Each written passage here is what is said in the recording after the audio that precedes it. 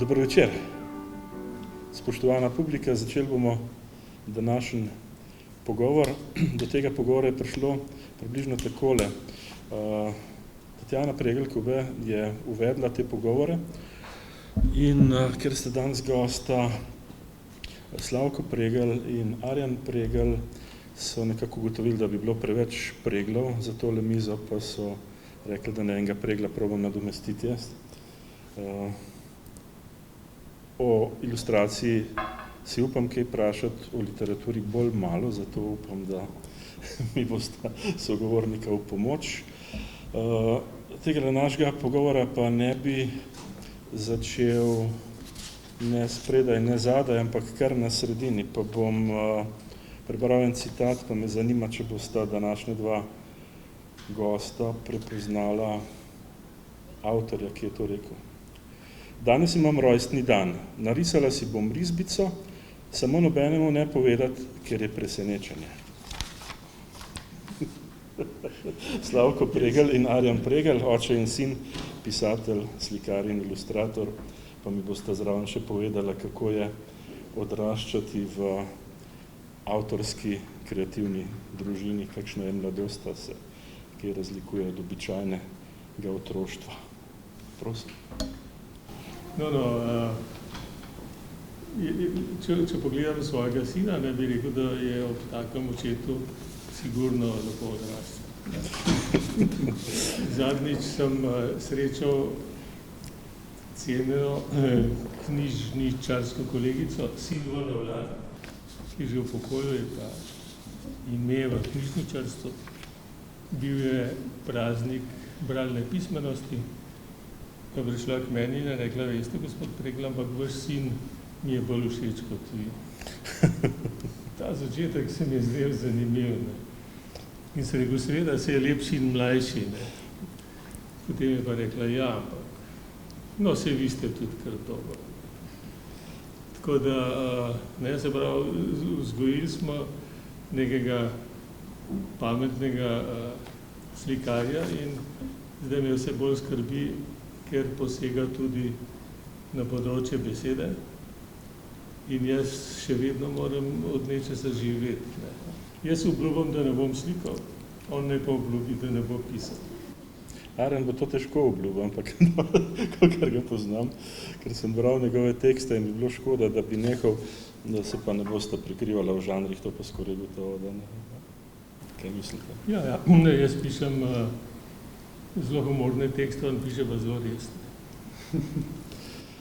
Arjan, boš komentiral, kako si ti doživljal to, kako bi rekel, elitno očetovstvo. Ne? Smo slišali, da je bilo zelo dobro. Ne? Ja. Moj oče je cenjen človek, tako da mu gre za zaupati, ne, ko govori o teh stvarih. Ne. Ampak ja, v družini, jaz vidim, sklepam mogoče tale citat, ne, je v bistvu sem ga zapisal svojih hčerki in pol mi je nekdo tudi to komentiral, da je si zdaj predstavlja približen, oziroma da si jaz predstavljam, kako se moji starši počutili, ko sem jaz pametne stvari nazaj govoril, ko sem bil majhen. Ne. Moram reči, da mi z Arjanom komunicirava v glavnem prek Facebooka in tam on pridno zbira domislice svoje ele in moram reči, da nas navdušuje v širokem krogu.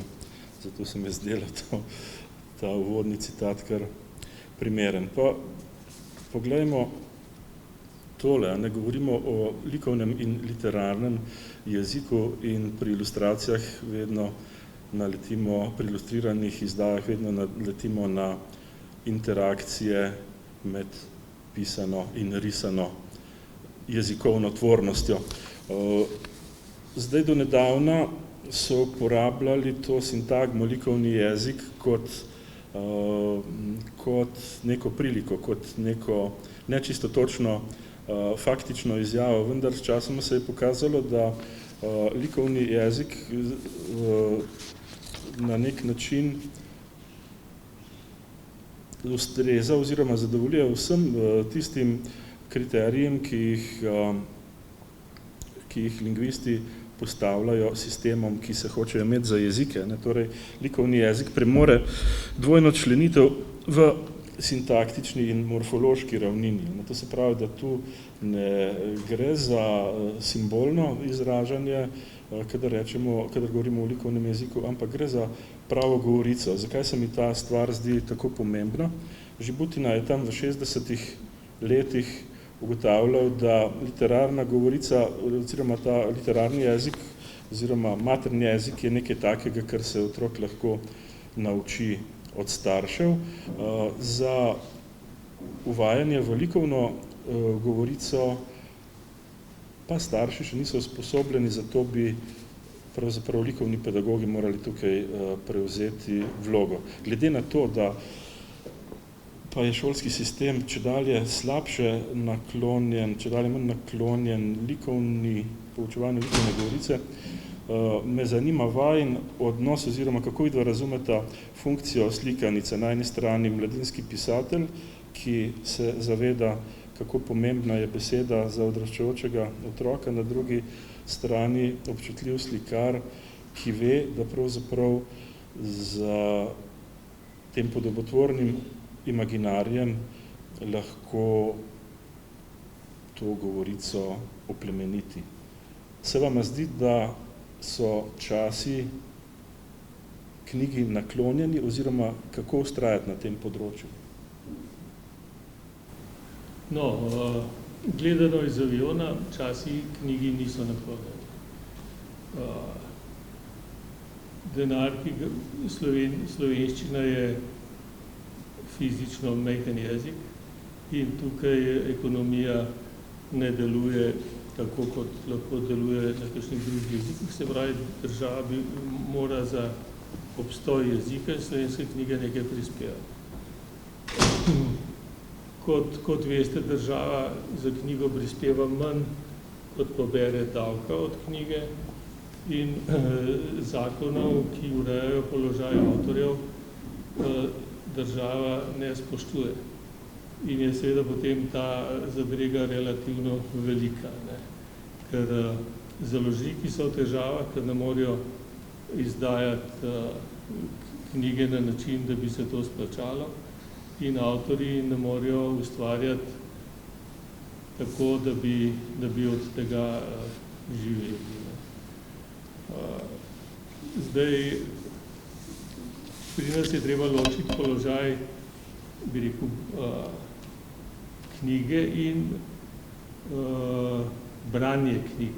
Ker smo v taki lepi knjižnici, ki je zanesljivo stala 10-krat toliko, kot vsi slovenski avtorji dobijo v 100 letih. Bi lahko povedal, da v Sloveniji se veliko bere. Knjižničar izposoja v sijajnem sistemu javnih knjižnic, ki ga imamo v Sloveniji, pove, da si povprečen Slovenec na leto izposodi med 12 in 15 knjig in povprečen Slovenec, čeprav je to seveda, oziroma bolj točno bi bilo rečeno, povprečje izračunano na Slovenca je, da je 12 do 15 knjig izposoje na leto in povprečje izračunano na Slovenca je nakup 1 do 2 knjig. In v tej razliki med 2 in 15 je, bi rekel, tragedija in težava slovenskih avtorjev in slovenskega založništva in tu bi seveda morala intervenirati država. Država intervenira na dost neduhovit način in jaz si to razlagam s tem, da politiki niso bili člani bralne značke, ko so bili majhni, ker bi sicer imeli nek drug odnos do knjig. No in samo še, da veselo povem nekaj žalostnih podatkov, da bi utemeljil to, da država ne skrbi dobro za knjigo, kar pomeni, da je potem tudi položaj dobre knjige. Pri nas slab je recimo tole. Slovenija je edina država v Evropski uniji, ki ne plačuje avtorjem za fotokopiranje. Fotokopiranje je v zakonu o avtorskih in sorodnih pravicah od leta 2007. In to pomeni, fotokopiranje pač na šolah, se učbeniki fotokopirajo, se knjige fotokopirajo in v spodobnih državah v začetku leta kolektivna avtorska agencija izvrši pogajanja z ustreznim organom v državi, praviloma je to Ministrstvo za izobraževanje, in se dogovorijo, da bo država po glavi osnovnošolca, srednješolca, študenta plačala tak in tak pavšal in seveda potem lahko na šolah po mili volji fotokopirajo. Če bi vzeli za izhodišče Avstrijo in uredili razmerje družbenega bruto proizvoda in količino prebivalstva, bi recimo samo iz naslova fotokopiranja na osnovnih in srednjih šolah slovenskim avtorjem na leto pripadlo 1,5 milijona evrov. In če vzamemo, da država krade, jaz lepšega izraza nimam, slovenskim avtorjem od leta 2007 do danes, je to 10,5 milijona. Zdaj si vi predstavljate avtorje, ki morajo prositi državo za priznavalnino, potem ko dobijo 400 evrov penziona, kako se počutijo? Se pravi, državo, ki jih je okradla, prosi za milost, da jim dajo razliko od 400 do recimo 700 evrov. To se mi zdi seveda skrajno nekorektno. In mi smo, kot rečeno, Slovenija, edina država v Evropski uniji, ki dela to, ki krade svoje avtorje. Nihče drug v Evropi tega ne počne. Izgovori so perfektni. Ne? Ja, se na šolah ne fotokopira. Ministrstvo za šolstvo pošlje listek na šole, fotokopiranje prepovedano in za njih je to redo. Ne? In jaz sem pred mnogimi leti bil v skupini, ki se je pogajala z ministrstvo za šolstvo. Ona je rekla, se ne fotokopira, jaz sem jim pa predložil položnice za fotokopiranje, ki sta jih oba sinova prinesla iz osnovne šole. In je potem ona rekla samo, ups, bomo pogledali.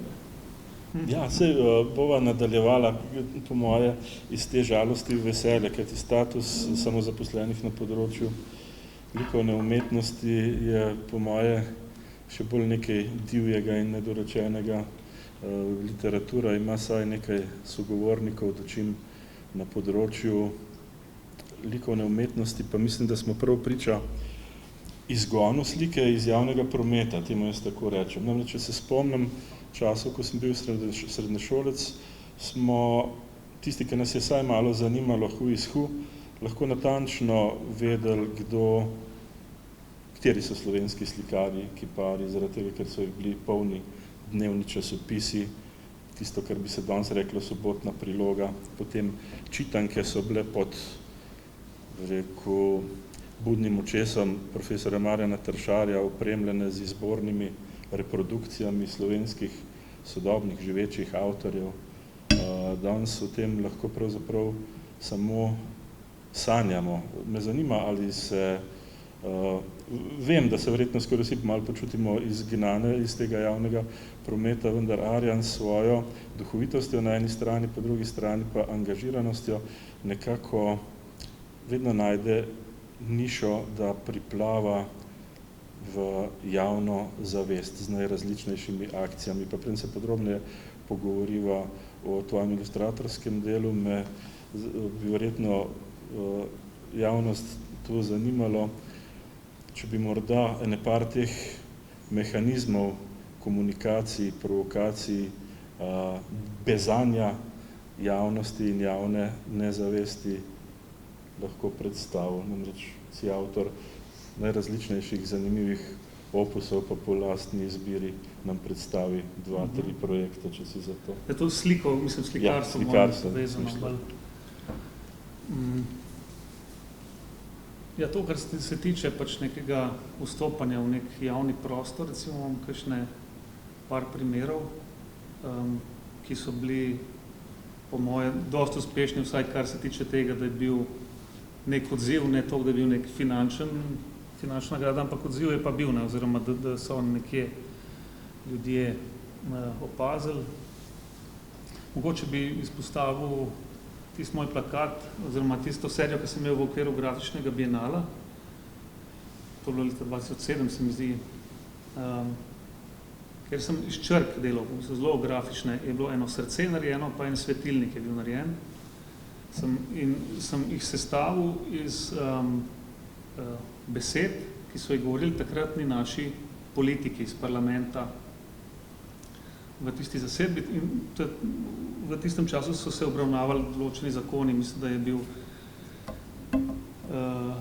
zakon o oploditvi samskih žensk, pa je par stvari takih, no, kjer se je pokazala pač neka tiha, oziroma vsaj običajno skrita, nek šovinizem in razne pač skrajnosti, ki so izhajale pač iz najvišjih vrhov oblasti, no.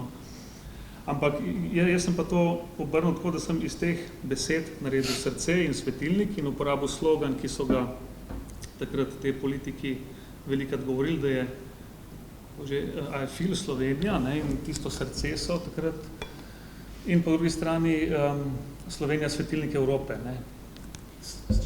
To je bilo v času našega predsedovanja Slovenije Evropske unije, ki naj bi dajali zgled pač vsem ostalim članicam, in sem iz teh, recimo, res rasističnih, ksenofobnih, šovinističnih besed naredil te v bistvu dosti grafične podobe in sem to razporedil po mestu. Nisem pa jasno napisal, kdo jih je izrekel, ne, kar se mi zdelo dosti v redu, ker so ljudje mimo hodili in se začeli razburjati, kaj so to za ene svinjarije. In so šele pol na drugi rok, ker so nekje prebrali, pa eni so se direkt name obrnili, ker sem imel nekje mail, ne, so bili zelo jezni, kaj se to grem. In sem pol napisal, da so to govorili predsednik takratnega parlamenta, podpredsednik parlamenta, vrhovi nekih strank, ne, da pač take svinjarije govorijo. Ne, ta se mi zdi, no, recimo, to je neko vstopanje v nek prostor, v neko zavest, ki je bila vsaj do neke mere kar uspešna.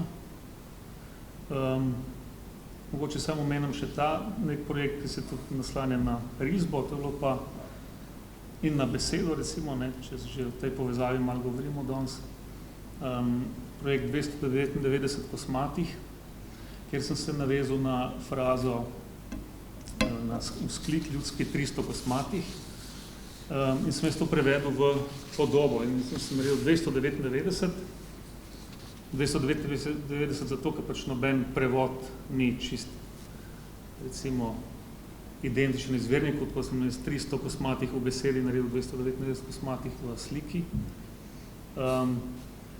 In pač tam je bil po eni strani tak zelo jasen koncept, po drugi strani je bil to tak, bi rekel, neka jasna, lepa, recimo, risba, je bila neka zakrita konceptualna umetnost, recimo, in je, skratka, tisti je naletel na zelo dober odziv med, pač tudi, recimo, med kritiško javnostjo, pa tako, med ljudmi, ki se niti običajno ne spoznajo toliko na slikarstvo, recimo, ne. Ti si bil zelo tak nek komunikativen moment, ne. Drugač bi pa sam še omenil to, no, recimo, kar je včas bilo, vsaj sem jaz slišal, ne, recimo, še za časa tudi teh grafičnih bienalov, pa ko je bil še Zoran Kržišnik, pa to, da se tudi opremljali, ne, recimo, ne, danes neki, da bi javne institucije, ki odkupile, se zgodi pač rekoč nikoli, zadnja stvar, ne vem, tam okrog recene 4-5, 2004-2005, da so kaj, tako sem pa tja, ampak to, da bi pa načrtno opremljali kakšne stvari, tega pa ni več, ne. Jaz sem govoril nedolgo tega z direktorico Narodne galerije in sem jo vprašal, kakšen ima kaj ta politična elita odnos do likovne umetnosti, pa pravi, da eno vsake toliko časa vprašajo, če imajo še kakšnega impresionista. Kakšnega novega. Tam se je zgleda ustavilo. No, pa gremo vseeno zdaj mečkeno pogledati. Mene zanima pri tvojem delu predvsem to, kar se delalo v kombinaciji s Šalamonom, en vidik ilustracije, to je ta knjižno slikarstvo. Mene je zmeraj nekako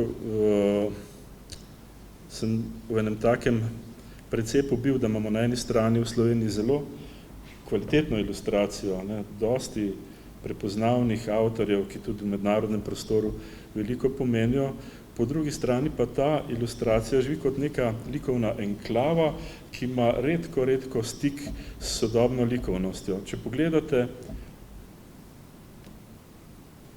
sodobno slikarstvo, pa sodobno ilustracijo, bi težko rekli, da to delajo isti slikarji. Ne? Pravzaprav veliko slikarjev je izumilo specialno govorico, ki se po vsej verjetnosti, sklepam, podreja okusu urednikov. Obrob rečeno, mislim, da je samo ena založba, ki ima svojega likovnega urednika, drugače je stvar prepuščena res bolj okusu. Potem je verjetno pritisk trga, po drugi strani pa verjetno je situacija res tako huda, da avtorji danes pristanejo na marsikaj, na kar ne bi pristali, če bi bila njihova ekonomska situacija majčkeno bolj ugodna. Tako da najdemo pri ilustraciji, predvsem zdaj mislim na to, kar je raziskovala Marija Nikolajeva, interakcije med jezikom in podobo, najdemo predvsem to simetrično interakcijo med jezikom in podobo. To se pravi, pisatelj nekaj napiše, slikar pa to z lastnim besednjakom ponovi, tako kot je vrsta Biblije Pauperi, za tiste, ki še ne znajo brati, da si lahko zgodbo prečitajo iz podob. To je, rekel, najnižja zahtevnostna stopnja ilustracije, ki je pa po drugi strani večinska. Meni se pa pravzaprav zdi pogumno, da kljub vsej znani situaciji ti na noben način ne koketiraš in ne pristajaš na te norme, ki so ponujene in delaš, tako bi rekel, včasih ilustracijo, ki je daleč od Disneyjevske estetizacije, ne, lahko našli tudi elemente grde umetnosti v njej, ne. Po drugi strani pa saj v tem drugem delu današnje razstave pravzaprav potrjuješ tisto, kar mene zelo veseli, da se lahko dober avtor avtonomno izrazi kot ilustrator z sliko, ki če bi jo povečali na 2x3 metre, bi bila kamot čist suveren galerijski eksponat, recimo v moderni galeriji ali pa galeriji sodobne umetnosti. Zanima me, koliko te je to stalo, da si ohranil to avtonomijo?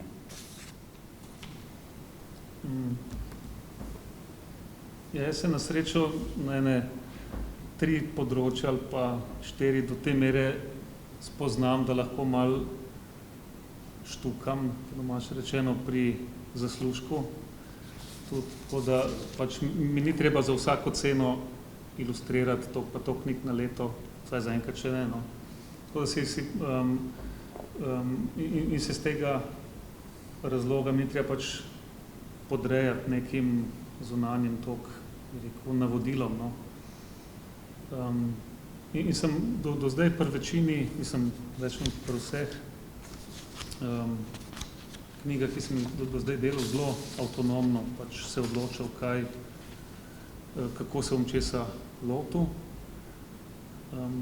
Bi pa mogoče še to odnosil o tem odnosu, pa pač med ilustracijo pa slikarstvo. Najprej med ilustracijo pa besedo, recimo, no, to sem že pri prvih knjigah, ki sva jih z očetom začela skupaj delati, sem se trudil, recimo, pač, da ni šlo glih res samo za odslikavo, recimo, ne, ampak sem uporabljal take stvari, da če je on uporabil kakšno besedno igro, da sem jaz tisto besedno igro obrnil, recimo, ali pa kaj, ne vem, iz glave. Druga, mislim, kar sem pa recimo tukaj res prvič naredil, pa upam, da bo in tle je tudi malo stvar založnikov, ne, če kdo gre v tak projekt tudi.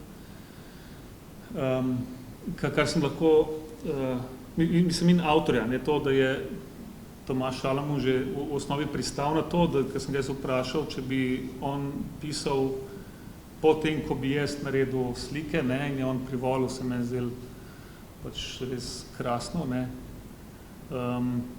In sem si tam zelo lahko dovolil čisto neko odprtost in sem naredil povsem vizualno zgodbo, ne, recimo povsem vizualno logiko, no, če o zgodbi govoril.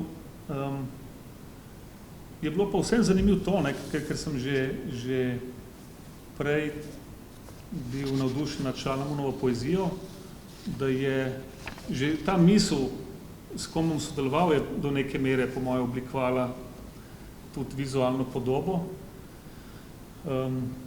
Da sem si prvošel zelo odprte, ne, že v osnovi pač asociativne, ne, elemente, to in zelo neobremenjen tip ilustracije, no, recimo, oziroma slike, dejansko ni šlo za ilustracije. In kar se je pa zgodilo, je bilo to, ne, da je pač on napisal pesmi, ki so se sem pa tja konkretno stikale, sem pa tja se sploh niso, ne, in mislim, so se samo daleč, ne.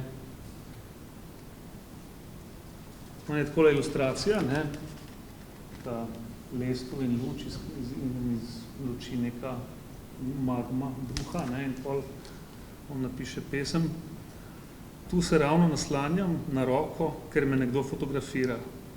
Molčim, ne bom rekel nič. Pojma nimam, zakaj je tu lestev in roža in kaj bruha iz tistega reflektorja. Plazma, življenje, duh. No, skratka, pač ni, da bi se zdaj lotil, pa da bi kle nekaj raziskoval, kaj to, ali pa da se bo. Da piše, da kle je sedel zraven pa gledal, ne, kaj, in se mi zdi pač prav neka taka podoba pol, kako pesnik tam sedi in tuhta, kaj bi to pomenil, ne, se mi je zdel taka fina nadgradnja, ne. No, meni se je zelo dobro pri tej knjigi zdelo, da ko jo prebereš dvakrat ali pa trikrat, ugotoviš, da je vsebina te knjige pravzaprav spraševanje o nastajanju knjige, ne. Da neke take prav decidirane vsebine nima, čeprav obstaja neka mavrica, pa neka logika, pa nek vrsten red. In temu cirkusu se je pridružil tudi kritik Miklavž Komelj, ki je potlej tudi svojo recenzijo napisal v obliki pisane slikanice in najbolj mi je ostal njegov stavek: bomo tole raje gledali ali brali, ker se mi zdi kompliment za oba avtorja, ne?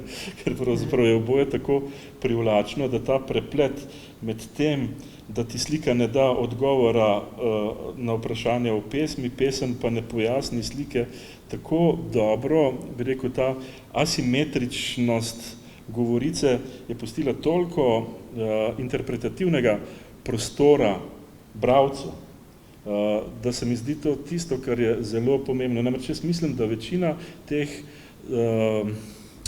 direktnih prevodov slike v besede bralca nekoliko podcenjuje, da predvsem podcenjuje otroka, ki mora imeti tako in tako narisano gobico, tako in tako narisano račko, da ne bo z njegovim razumevanjem kaj narobe. Jaz pa mislim, da otroci bolj bogat poligon, če dobijo, bolj kreativno ga preplezajo in kreativnost vprašanje, pravzaprav odgovorna za kreativnost odgovorov. Tukaj bi se mi zdelo zelo fejst, če bi bilo takih pogumnih in zahtevnih ljudi, kot si ti, več, da bi počasi to kulturo zahtevnejšega nivoja branja, ne mislim samo literature, ampak tudi slikovnega branja skozi, bi rekel, to vrstno literaturo otroci dobili dosti zgodaj. Ker moram reči, da ko ste omenil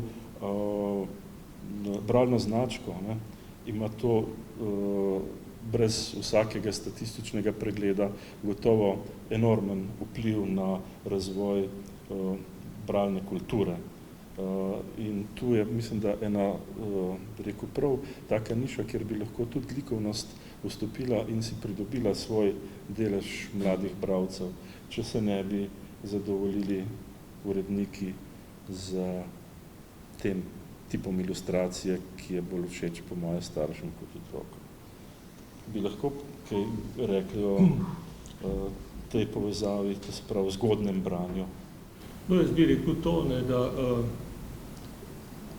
se nekoliko se vas že zamoril številkami, ne, ampak bi vseeno vas izzival naprej. Ne. Razlika med tem, če se uvozi slikanico ali pa če se naredi izvirno slikanico. Izvirna slikanica stane 16-krat toliko kot uvožena slikanica.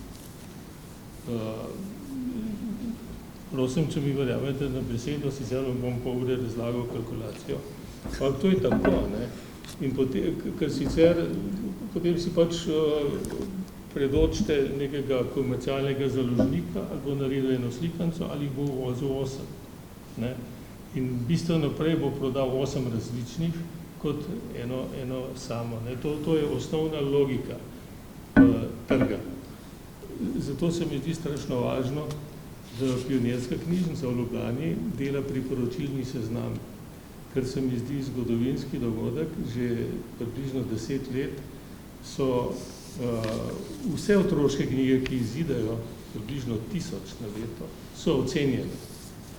In celo upajo si povedati, kjer so za nič. In za nič jih je približno 500 od 1000. V najboljšem primeru samo 500. Dostikrat jih je več. In tako da ljudje, ki po šolah izvedo, po knjižnicah kupujejo knjige za svoje fonde, nimajo več izgovora, da nimajo časa brati. Jaz verjamem, da nimajo časa brati. Ne more en knjižničar 1000 knjig za otroke pogledati, zdaj pa priporočilni seznam in točno ve, ko agresivni akviziterji prihrumijo na vrata, da reče oprosti. To ni to, ne. No in zdaj, kar zadeva bralno značko. Bralna značka je stara 55 let. Česa takega ni na svetu, kot je bralna značka pri nas. In šteje približno 150 000 deklet in fantov po šolah. Brezplačno jim pomaga približno 6500 mentorjev in to se mi zdi veličastna zadeva.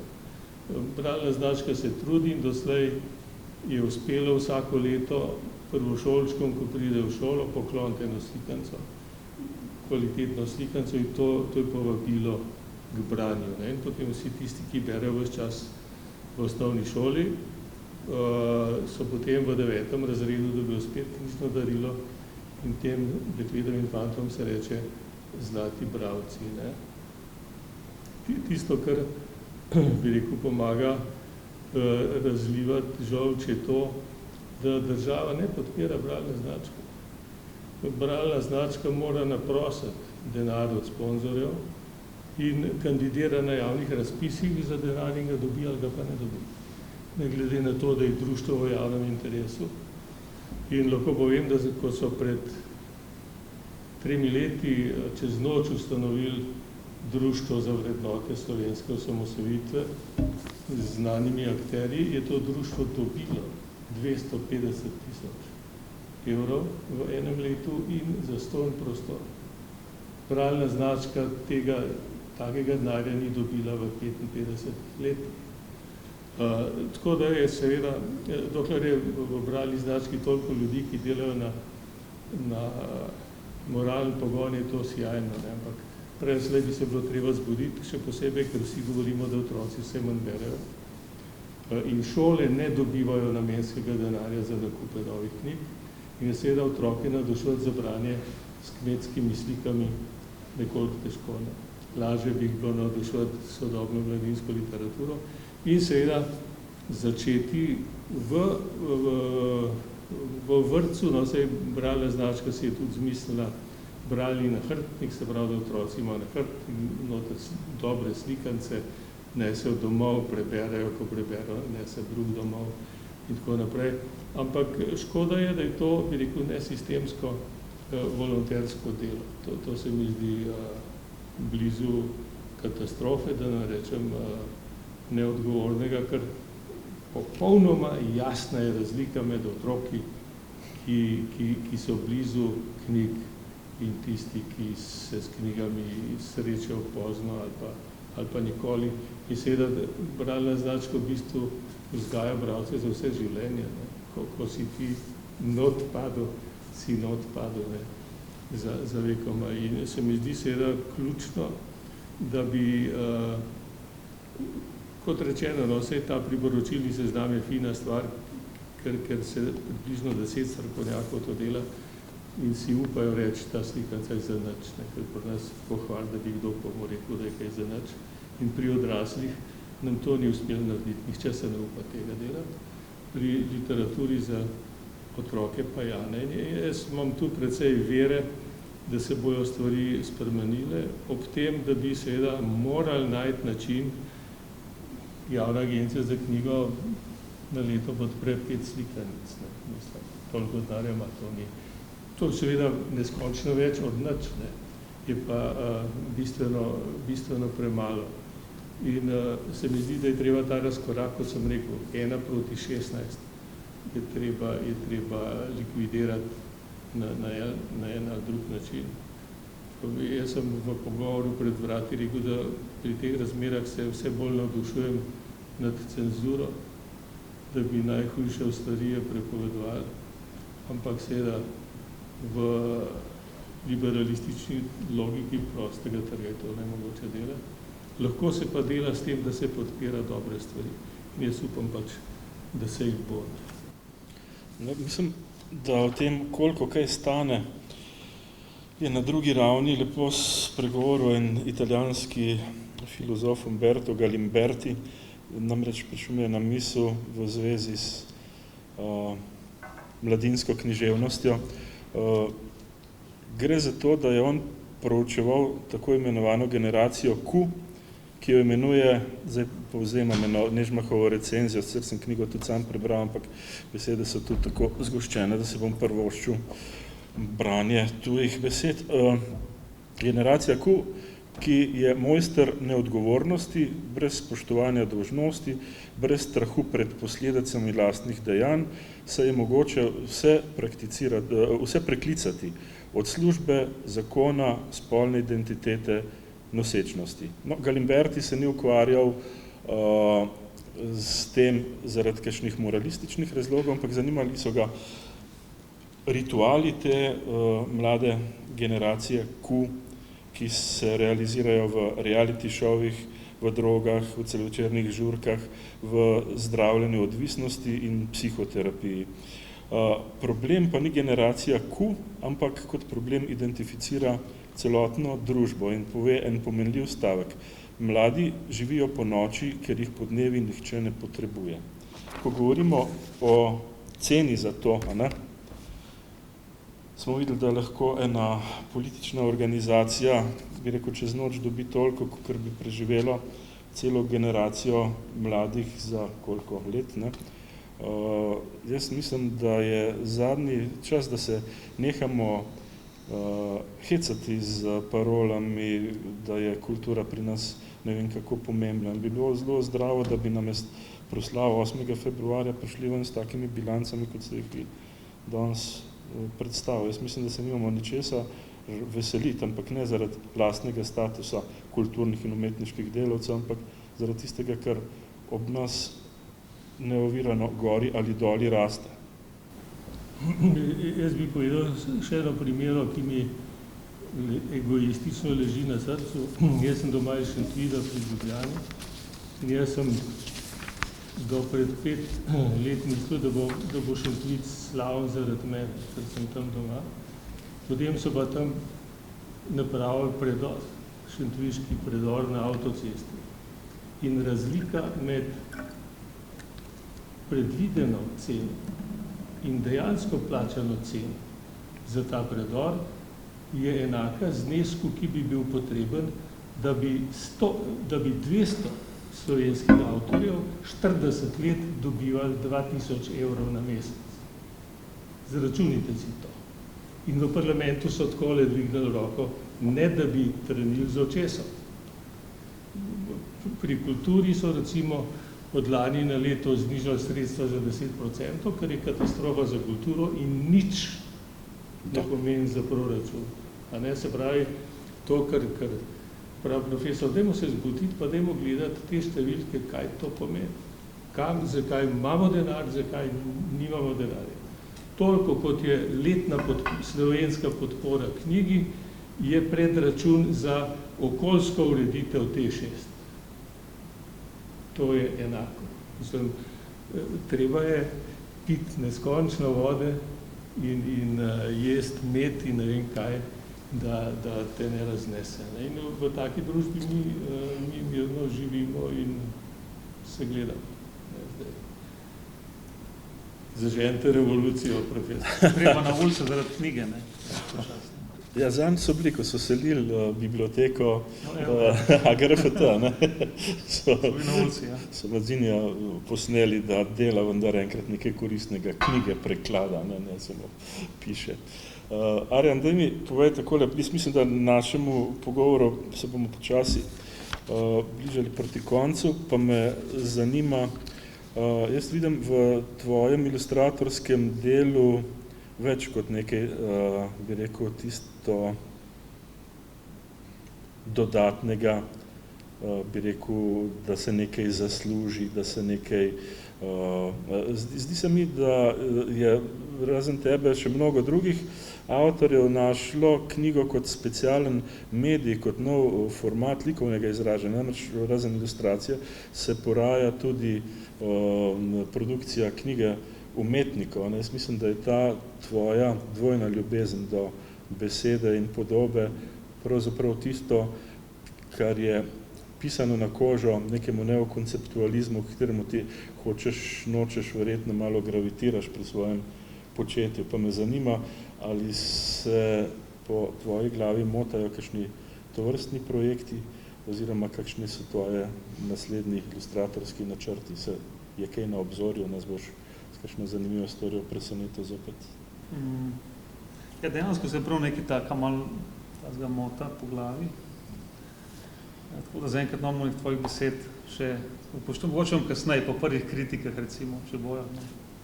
Ampak ni pa še toliko blizu, ker bi, ko bom kaj tazga naredil, bom tako, da bom siguren, ali pa vsaj pri sebi siguren v obe plati, če bom kaj napisal in to pol ilustriral.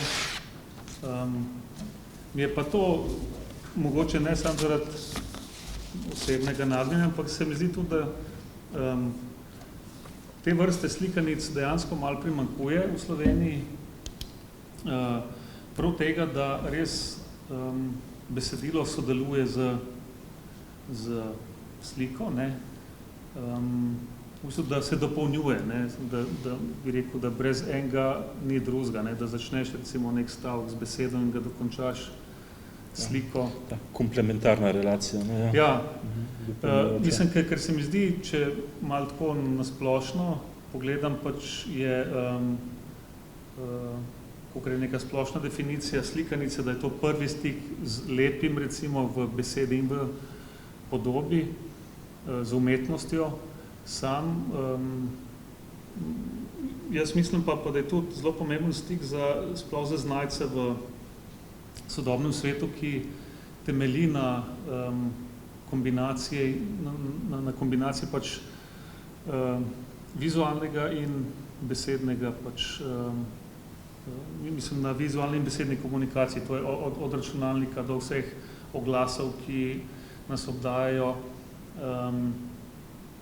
Tako da se mi zdi, da ni samo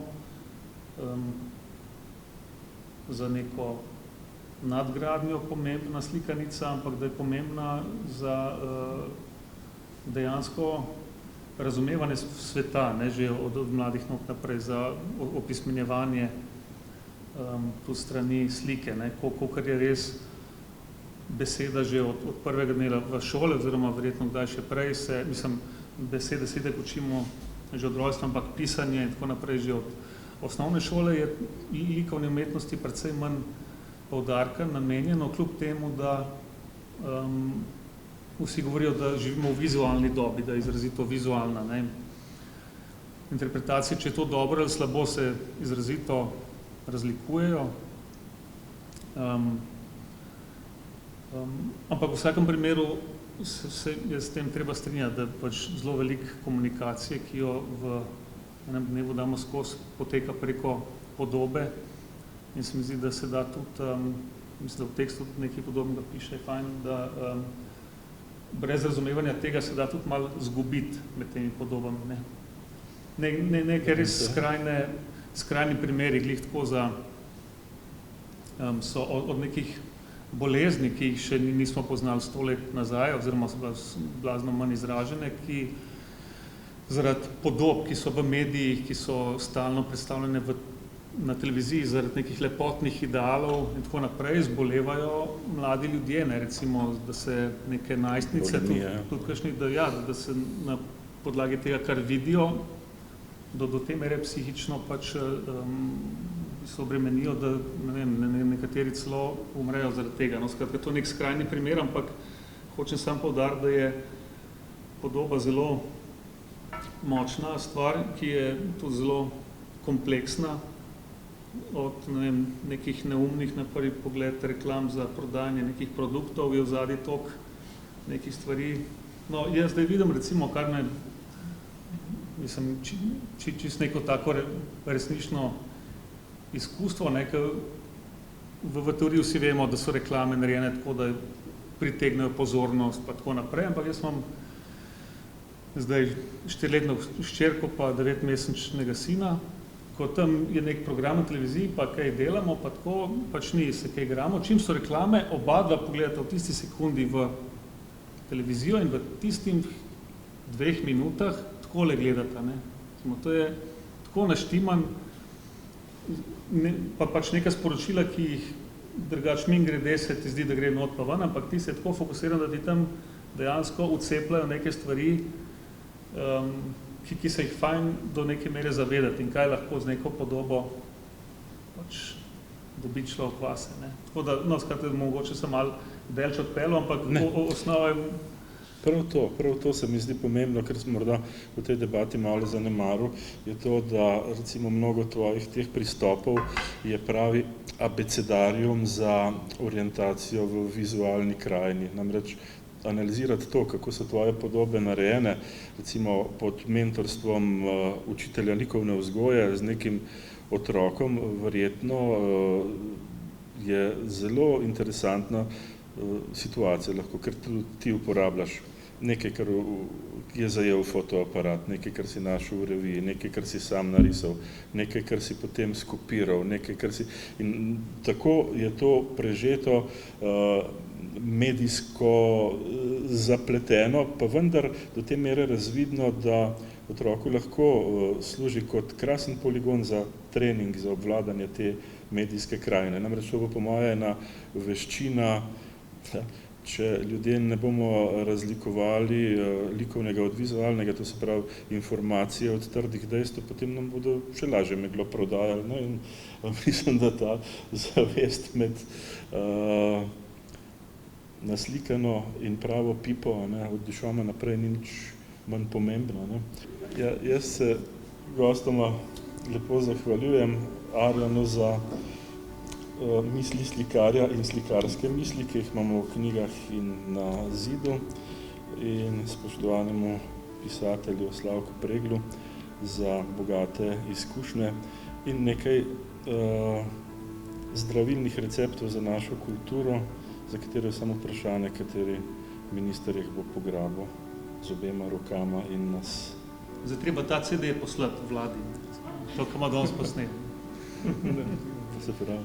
Vlada, prihajamo. Hvala za obisk. Hvala.